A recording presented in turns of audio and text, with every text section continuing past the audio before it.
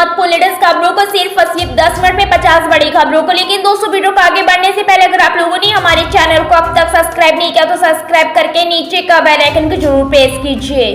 लोकसभा चुनाव 2024 में मुख्यमंत्री ममता बनर्जी का जादू बरकरार रहा। राज्य की 42 में से 29 लोकसभा सीटों पर तृणमूल कांग्रेस ने जीत दर्ज की। इसके साथ ही 2 विधानसभा क्षेत्र में हुए उपचुनाव में भी पार्टी ने परचम लहराया। पश्चिम बंगाल की सत्तारूढ़ तृणमूल कांग्रेस ने मंगलवार को मुर्शिदाबाद जिले में भगवान गोला विधानसभा क्षेत्र के उपचुनाव में जीत हासिल की और उत्तर 24 परगना जिले के बारानगर सीट पर भी जीती है। चुनावी नतीजे सामने आने के बाद केंद्र में एक बार फिर एनडीए की सरकार बनाने जा रही है। इस बार के चुनाव में विपक्ष का अच्छा प्रदर्शन रहा, लेकिन बहुजन समाजवादी पार्टी इस चुनाव से काफी दूर नजर आई। अब चुनाव के एक दिन बाद भाजपा सुप्रीमो मायावती की प्रतिक्रिया सामने आई है। 2024 के लोकसभा चुनाव में एग्जिट पोल काफी हद तक गलत साबित हुआ है। चुनाव आयोग ने मंगलवार को जनादेश की घोषणा की, जिससे पता चलता है कि मतदाताओं ने सभी पार्टियों को खुश किया है। चुनावी नतीजे ने हर पार्टी को खुश होने के लिए कुछ न कुछ दिया है।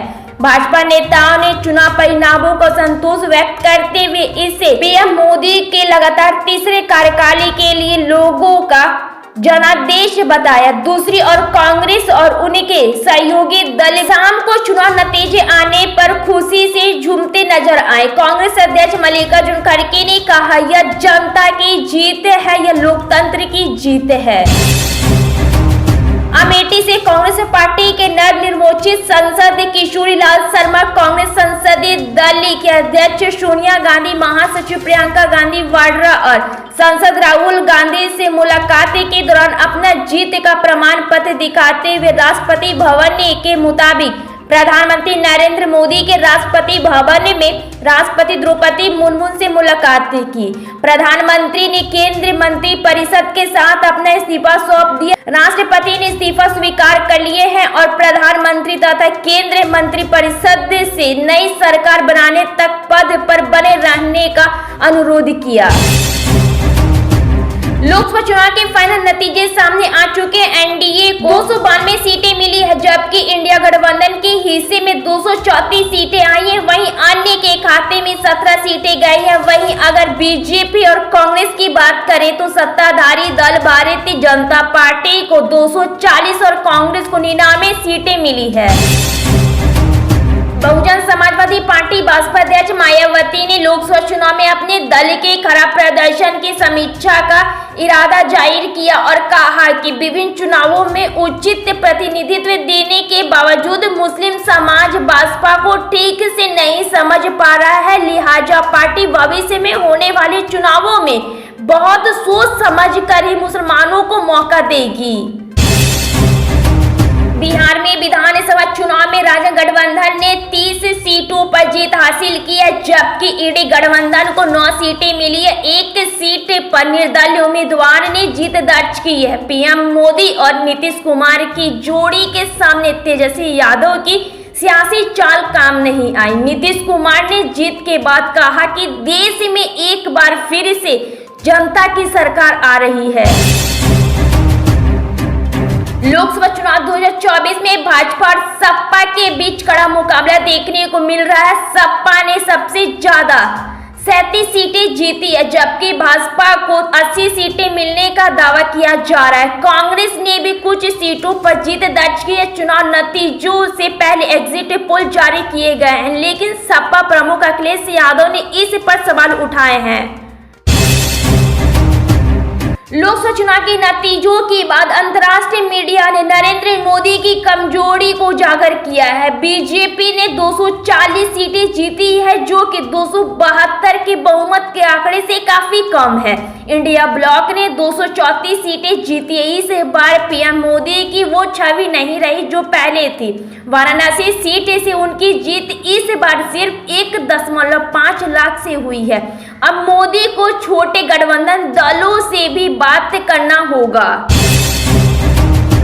वीआईपी सुप्रीमो मुकेश साहनी ने लोकसभा चुनाव के नतीजे आने के बाद बीजेपी और पीएम मोदी पर हमला बोला है। रिजल्ट आने के बाद मुकेश साहनी ने कहा कि देश में मोदी मैजिक नहीं चला, बीजेपी के 400 पार के दावे की हवा निकल गई। मुकेश साहनी ने कहा कि इस चुनाव में संविधान और लोकतंत्र बचाने लड़ाई में इंडिया गठबंधन विजयी हुआ है। उन्होंने कहा कि हम सब मिलकर यह लड़ाई लड़ते रहेंगे और आगे भी जीतेंगे। लोकसभा चुनाव 2024 के नतीजे सामने आ चुके हैं। बीजेपी अपने दम पर बहुमत हासिल नहीं कर पाई है, मगर एनडीए ने बहुमत का आंकड़ा पार कर लिया है। आज सुबह मोदी कैबिनेट की आखिरी बैठक हुई। इस बैठक में 17वीं लोकसभा भंग करने का फैसला लिया गया है। बैठक खत्म होने के बाद पीएम मोदी कैबिनेट के फैसले की जानकारी और अपना इस्तीफा देने राष्ट्रपति भवन पहुंचे। उन्होंने राष्ट्रपति द्रौपदी मुर्मू को अपना इस्तीफा सौंपा। 7 जून को संसद के सेंट्रल हॉल में एनडीए सांसदों की बैठक बुलाई गई है। इस बैठक में पीएम मोदी को बीजेपी और एनडीए के संसदीय दल का नेता चुना जाएगा। इसके बाद पीएम मोदी एनडीए सहयोगियों के साथ राष्ट्रपति से मिलेंगे और सरकार बनाने का दावा पेश करेंगे। अगले दिन 8 जून को शाम को शपथ ग्रहण करेंगे। लोकसभा चुनाव 2024 के नतीजे स्मृति ईरानी के लिए खास अच्छे नहीं रहे। स्मृति को इस बार हार का सामना करना पड़ा। उनकी अमेठी सीट उनसे छीन गई है। अमेठी के लोगों ने कांग्रेस का सपोर्ट करते हुए स्मृति ईरानी से गद्दी छीन ली है। वहीं अब अपनी इस हार से स्मृति ईरानी को बड़ा झटका लगा है। साथ ही सोशल मीडिया पर उन्हें अपनी इस हार पर ट्रोलिंग का सामना करना पड़ रहा है। एक तो स्मृति ईरानी के हाथ से सीट छीन गई है, ऊपर से लोग उनकी हार का तमाशा बना रहे हैं। लोकसभा चुनाव का परिणाम सामने आने के एक दिन बाद उत्तर प्रदेश के लखनऊ में नया नजारा देखने को मिला। सुबह से ही यूपी कांग्रेस पार्टी दफ्तर के बाहर पहुंचकर काफी तादाद में मुस्लिम महिलाएं गारंटी कार्ड की मांग करने लगी है, लेकिन आरोप यह है कि उन्हें वहां से भगा दिया गया है। वहां पहुंची महिलाओं ने बताया कि कांग्रेस की तरफ से लोकसभा चुनाव प्रचार के दौरान पैसे देने का वादा किया था। वादे के तहत इंडिया गठबंधन ने अच्छा प्रदर्शन किया, इसलिए हम गारंटी कार्ड जमा करने आए हैं। कांग्रेस ऑफिस के बाहर जमा हुई महिलाओं का आरोप है कि उन्हें बुलाया जरूर गया था, लेकिन पैसे नहीं दिया जा रहा है। दरअसल कांग्रेस के इस गारंटी कार्ड में युवा न्याय योजना के तहत हर शिक्षित युवा को 1 लाख रुपए सालाना, नारी न्याय के अंतर्गत हर गरीब परिवार की महिला को 1 लाख रुपए सालाना देने का वादा किया गया था। इसके अलावा कम से कम 400 रुपए प्रतिदिन के हिसाब से मनरेगा मजदूरी देने की बात कही थी। वहीं स्वामीनाथन फॉर्मूले वाली एमएसपी की कानूनी गारंटी समेत कर्ज माफी का वादा किया गया था। लोकसभा चुनाव 2024 नतीजों के सामने आने के बाद से ही पक्ष और विपक्ष में हलचल काफी तेज है। यह शर्त बरकरार है कि आखिर सरकार किसकी बनेगी। जहां एक और बीजेपी को जीत मिली तो वहीं दूसरी और गठबंधन दल की ओर से कहा जा रहा है कि सरकार उनकी ही बनेगी। इसी कड़ी में दोनों पक्षों की ओर से आज बैठकों का दौर जारी है। एनडीए गठबंधन की बैठक आज नतीजे सामने आने के ठीक एक दिन बाद से ही लगातार बैठकें जारी है। इसी क्रम में विपक्षी दल के सभी नेता आज दिल्ली पहुंचे हैं। वहीं दूसरी ओर एनडीए की भी बैठक आज होने वाली है। दिल्ली में होने जा रही इस बैठक में बिहार के मुख्यमंत्री नीतीश कुमार और पूर्व उप मुख्यमंत्री तेजस्वी यादव एक साथ ही फ्लाइट में रवाना होते हुए नजर आए। इनका एक वीडियो भी सामने आया है। तेलंगाना के मुख्यमंत्री रेवंत रेड्डी ने कहा है कि देश की जनता ने लोकसभा चुनाव में मोदी की गारंटी को खारिज कर दिया है और प्रधानमंत्री नरेंद्र मोदी को न केवल इस्तीफा दे देना चाहिए बल्कि अगले कार्यकाल के लिए प्रधानमंत्री पद स्वीकार भी नहीं करना चाहिए। यहां पत्रकारों से बात करते उन्होंने कहा कि लोकसभा चुनाव के लिए राष्ट्रीय जनतांत्रिक गठबंधन एनडीए का प्रचार अभियान मोदी की गारंटी के इर्द गिर्द केंद्रित था।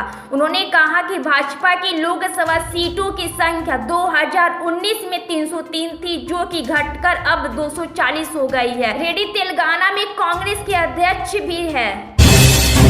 लोकसभा चुनाव 2024 के नतीजों के बाद किंग मेकर की भूमिका में आए बिहार के मुख्यमंत्री नीतीश कुमार की पार्टी जेडीयू प्रधानमंत्री नरेंद्र मोदी की बीजेपी से तगड़ा मोल भाव करने वाली है। जेडीयू ने देश में जाति जनगणना कराने और बिहार को विशेष राज्य का दर्जा दिलाने के साथ ही केंद्रीय मंत्री परिषद में कम से कम 5 मंत्री पद की मांग की है। बताया जा रहा है कि नीतीश कुमार की केंद्र कैबिनेट में रेलवे, ग्रामीण विकास और जल संसाधन जैसे अहम मंत्रालयों पर नजर। वे प्रधानमंत्री नरेंद्र मोदी के आह्वान पर बुलाई गई एनडीए की बैठक में हिस्सा लेने दिल्ली पहुंचे।